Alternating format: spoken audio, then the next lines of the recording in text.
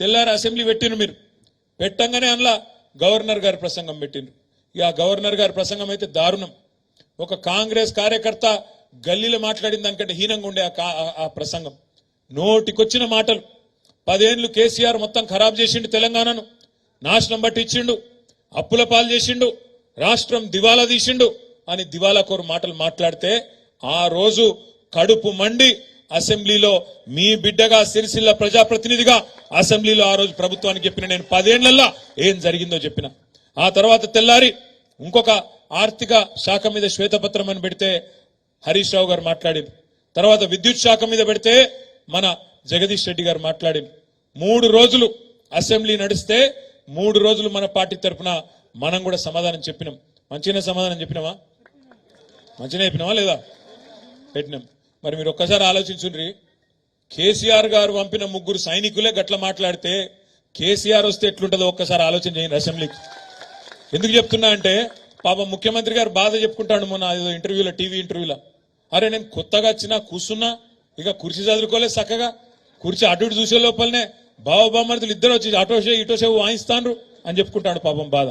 మరి మాతోనే గిట్లుంటే నీకు రేపు మా నాయకుడు కేసీఆర్ రంగంలో దిగితే ఎట్లుంటదో ఈ ప్రభుత్వానికి ఒక్కసారి ఆలోచించుకోమని చెప్పి నేను కోరుతా ఉన్నా ఎందుకంటే కేసీఆర్ గారు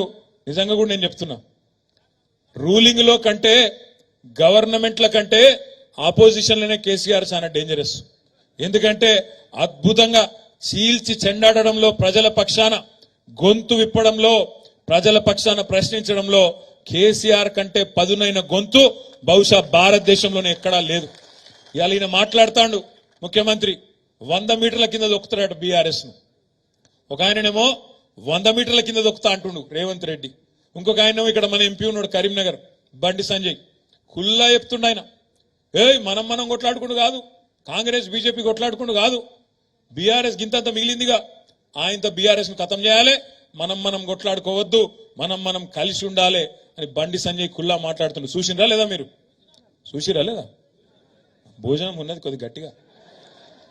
నాకు తెలుసు మీరు భోజనం టైం అయింది నాకు ఎరికే అందుకే ముందు మాట్లాడుతున్నా తర్వాత మిగతా సోదరులు మాట్లాడతారు నేను ఎందుకంటున్నా అంటే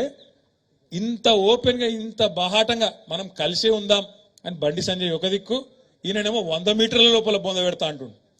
ఆయన 3 మీటర్లు కూడా లేడు ఆయన అంటే మనం 100 మీటర్ల లోపల బొంద పెడతాడట ఆయన 3 ఫీట్లు కూడా లేడు ఆయన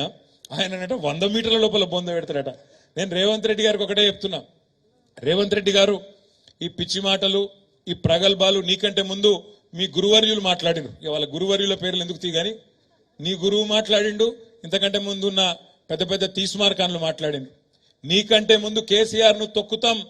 బొంద పెడతాం ఈ గులాబీ జెండా కనబడకుండా చేస్తాం అని చాలా పెద్ద తీస్మార్కాన్లు మాట్లాడినరు ఆ తీస్మార్కాన్లతోనే కాలేదు నీలాంటి బుడ్డరకాంతో ఏమవుతుంది అనే మాట నేను ఈ సందర్భంగా విజ్ఞప్తి చేస్తా ఉన్నా నీ అసొంటోళ్ళు మస్తుగా వస్తారు పోతారు కాలం కలిసి వస్తే వానపాములు కూడా నాగుపాములై బుసలు కొడతాయి కాలం కలిసి వచ్చింది తాంత గారెల బుట్ల పడ్డట్టు పడ్డావు ఇలా ప్రజలకు తెలుసు నువ్వు ప్రజలు ఎన్నుకున్న ముఖ్యమంత్రి కాదు ఢిల్లీ ద్వారా మేనేజ్మెంట్ కోటాలో